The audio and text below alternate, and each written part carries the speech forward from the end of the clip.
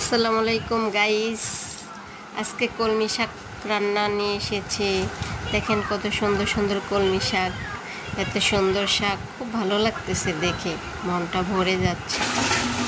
কলমি শাকগুলো কেটে নিলাম, তারপরে এগুলো ধুবো। এখন তো ধুইতেছি।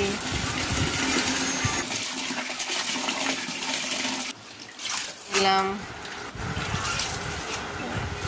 ভালো করে ধুয়ে নিচ্ছি।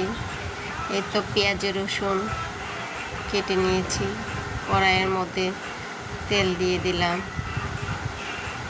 পেঁয়াজ রসুনটা দিয়ে দিলাম।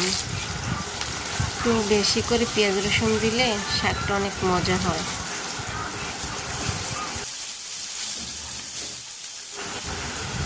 এই দেখেন বোম্বাই মরিচ দিচ্ছি। এটা সুন্দর একটা গ্রান আছে, আর সে ভালো লাগে খেতে।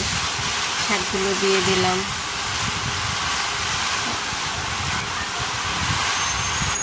একটু নেড়ে চেড়ে ঢেকে দিচ্ছি।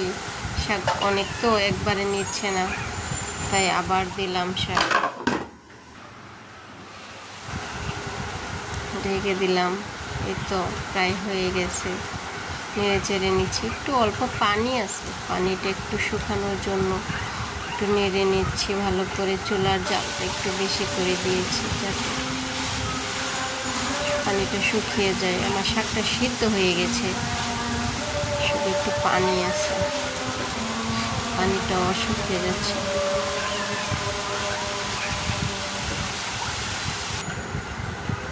এই তো আমার রান্না শেষ, এখন আমি পরিবেশন করতেছি। এই দেখেন গাইস কেমন হয়েছে।